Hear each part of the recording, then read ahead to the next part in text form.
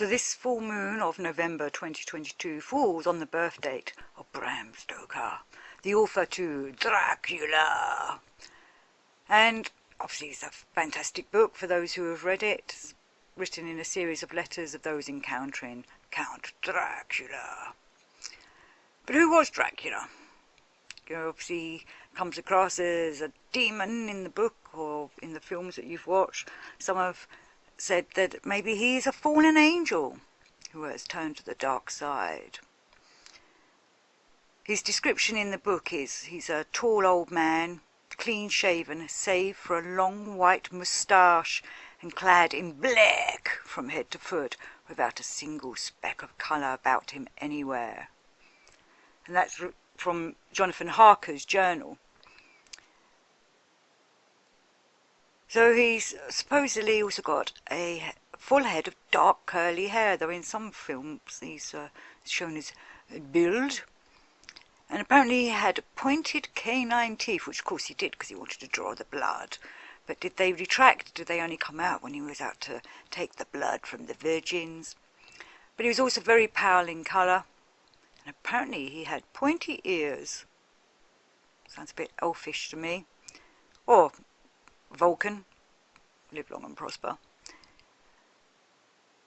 And apparently he had very sharp, long nails. And, you know, there's other quotes from the book. I'm just going to do some more. Let me just find them.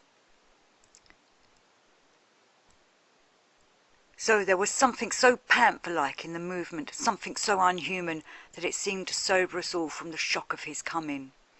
As the Count saw us, a horrible sort of snarl passed over his face, showing the eye-teeth long and pointed, but the evil smile as quickly passed into a cold stare of lion-like disdain.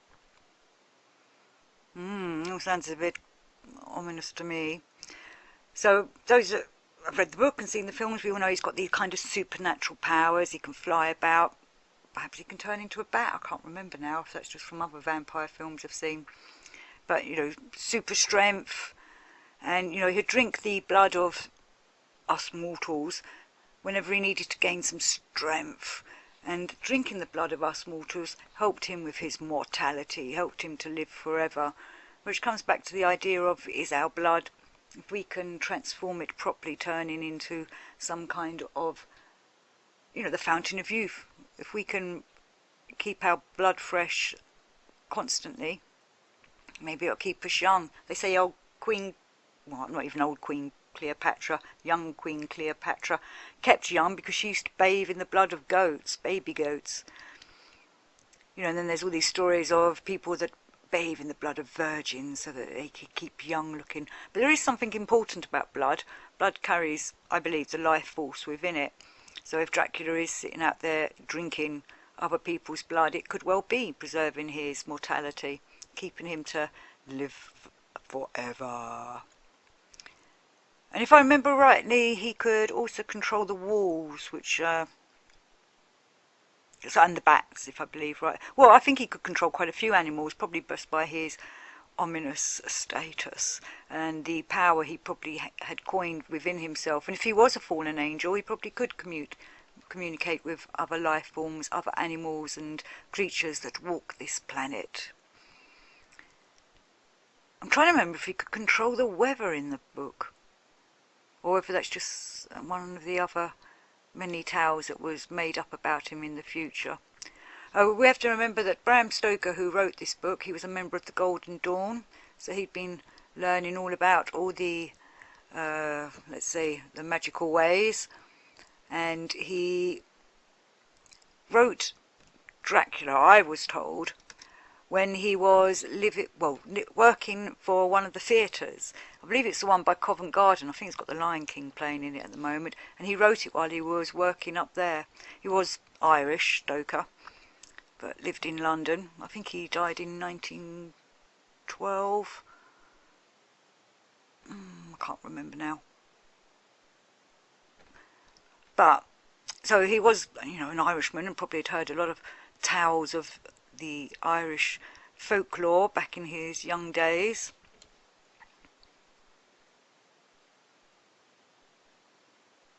He's written quite a few books actually. I think the first was a romantic book. It was called The Snake's Past, or The Snake's Past. But Dracula was the one that made his name. But Stoker also wrote a set of fairy tales called Under the Sunset, which again I think was probably inspired by his time of being in the Golden Dawn. I think he was a bit of an actor as well, or was that his mate? But he was also a member of the Rosicrucians, I believe, though someone was saying to me that it was in the Anglican Society, but I think it probably meant the Angler, as in, the Irish and the English. And now we have Alex Monk with Sid the Show.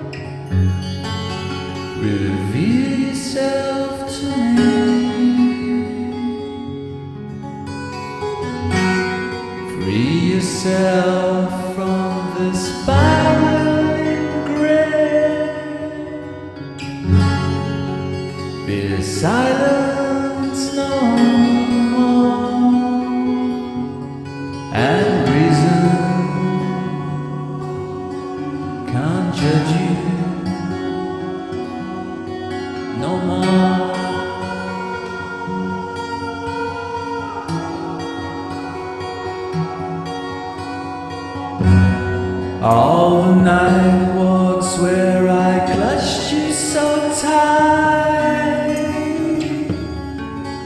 and your shadow shone. It's been so long since you opened your eyes, awoken from your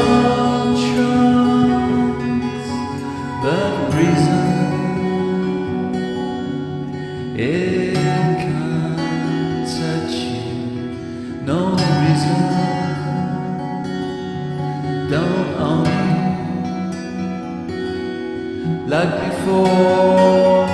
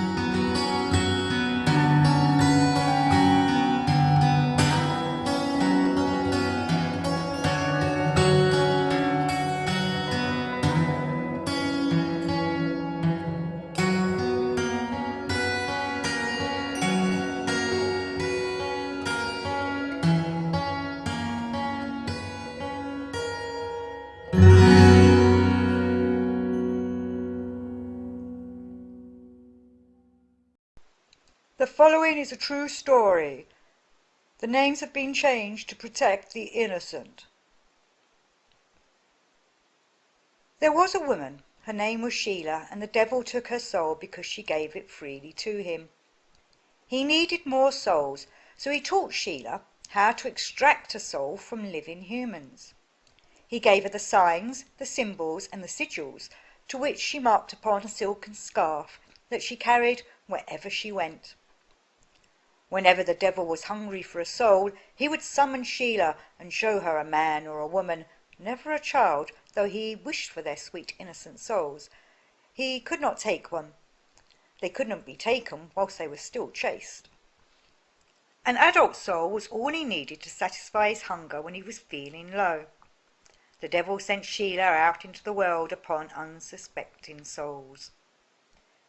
She would meet a lonely soul, someone troubled, someone low, and she would sit with that person and comfort them with her charming ways, and when they did least expect it, she'd pull their souls away. All that she did have to do was take out her silk scarf, which had the signs, the symbols, and the sigils, and pass it over their head, and without their permission, and unbeknownst to them, that silk scarf snatched their soul away. They may not notice what had happened, as few are aware of their souls. They maybe think that she's blessing them with her healing magical ways, or comforting them with her comfort blanket, but when she and the scarf have gone away, they know they are different. They know not why, but something's changed and something's gone, and that silken scarf is taken to the devil, its contents put in his hands. That silken scarf of signs, symbols, and sigils is dangerous in anyone's hands. So beware the devil's women, and beware the devil's men, who presume that they can steal your soul by misdirection and crafty craft, and watch out for that silken scarf. Now, according to theology, there is an angel that rules over every aspect of human life, and even human death. There is an angel of death, and like all angels, the angel of death is a messenger, come to tell our soul it is time to move on from this, is it an alien world? This material world anyway. It comes to extract our soul from our physical body and take us to the next stage. You know, most angels are sent, especially those from the Old Testament, are normally sent with a message or to deal a blow. And so this angel, the angel of death, deals that death-defying blow. Next to play is Free Leaf Tea and their tune Legion.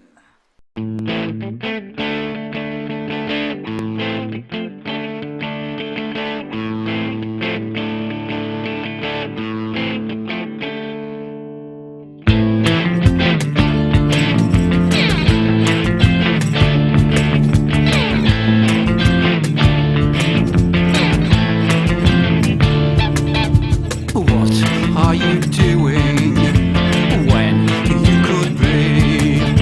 What are you saying when you could free your heart?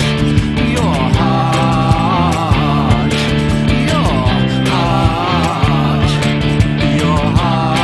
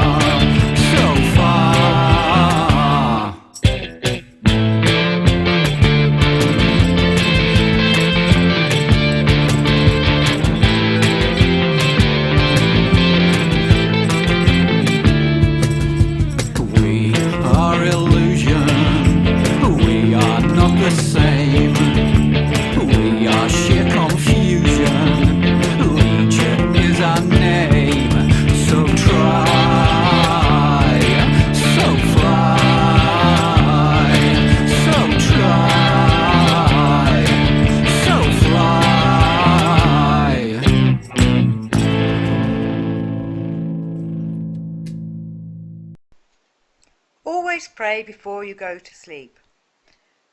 Few people know that we have many bodies, the ethereal body, the astral body, the soul body, the spirit body, and when we go to sleep at night, our dream soul can run free. It can go anywhere on this earth, in the sea or the universe. It can go absolutely anywhere it wants to, yet it's tethered to our bodies like a tree. It can meet with other folk. It can greet other souls, but it must be alert. It should be awake because the soul hunters lie in their wake. A soul hunter can spin a web. A soul hunter can cast a net. A soul hunter chases its prey and hunts them down without delay. You may remember a dream which caused you to wake with a start. The dream fades, but not your heart. You know you were chased, you recall the panic, your life was at risk and it all seems manic, but now you feel safe in your bed and giggle at all that now horrific dread. The nightmares fade as day bears forth, your soul intact, or so you thought. You feel slightly different, a little lopsided, slightly unwell, and definitely divided.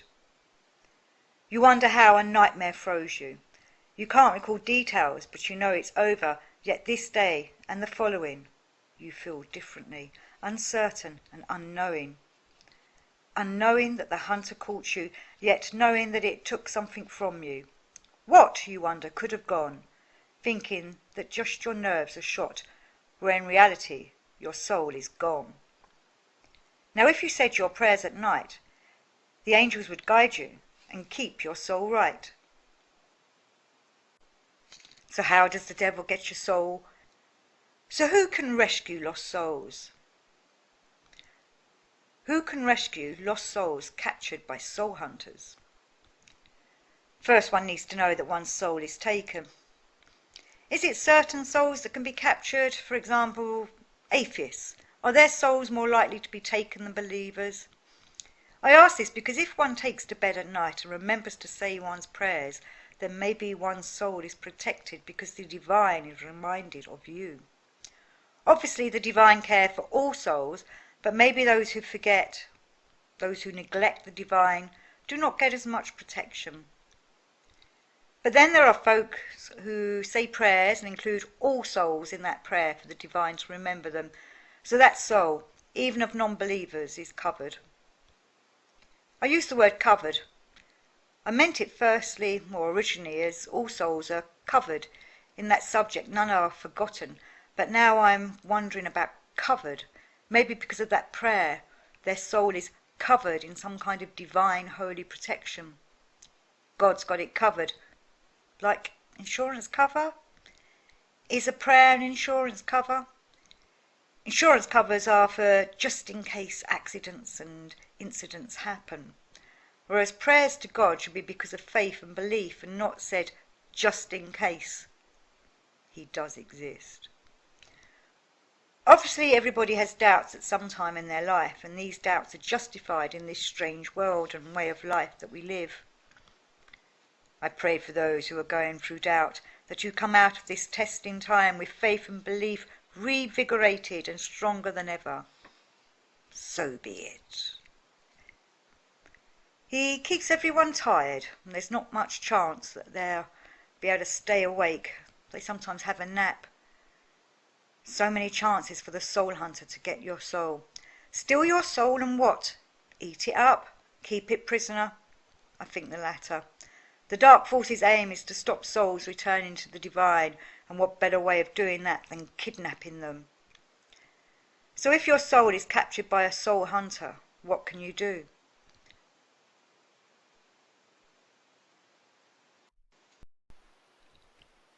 And here's a little ditty from Jude Cowan Montague, The Devil Can Take Me, from her Doodlebug Alley album.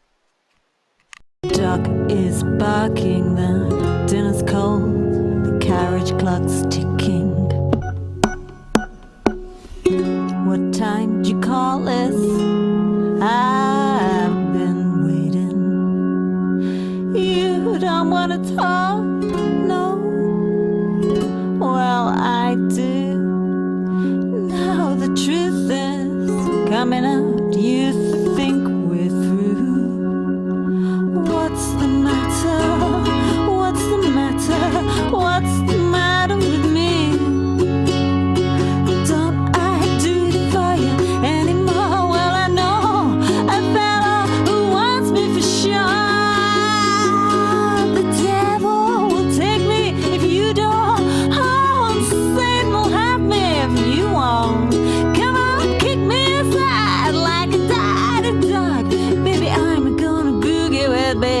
Beelzebub.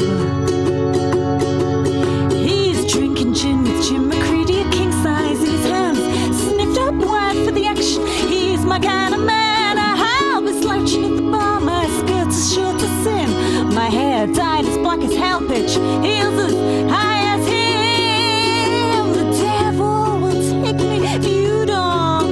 Oh, Satan will have me if you won't. Come on, kick me aside like a tired dog. Baby, I'm gonna boogie with Beelzebub.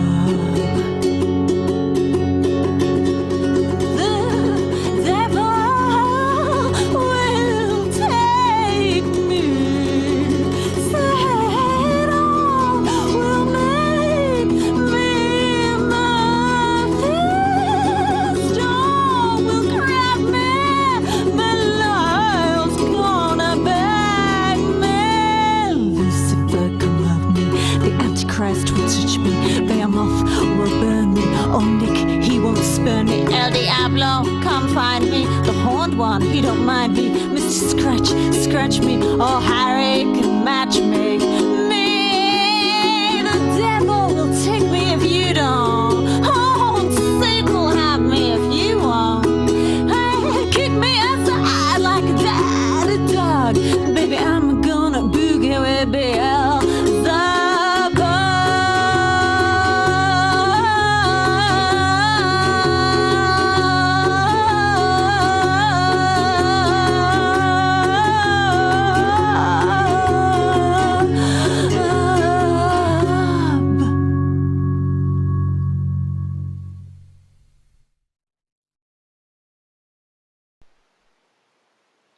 Apparently my soul doth shine, and the devil's eye was caught. His main mission on this earth was to bring forth all the soulless, all the darkness, to quench the light of souls, for their star-bright lightness was too much for him to behold. It reminded him that he once had been one, but had let it rot with hate, and so each time he saw a sparkly soul, he whispered words that grate.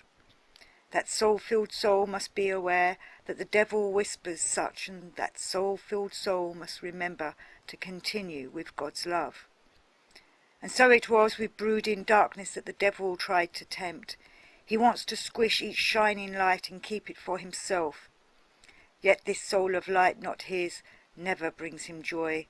Instead it just reminds him he once was God's favourite boy. Thank you for watching this show.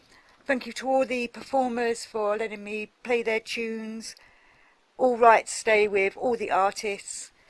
And may you live a right life and keep your soul protected and safe. Until next time, thanks from us all.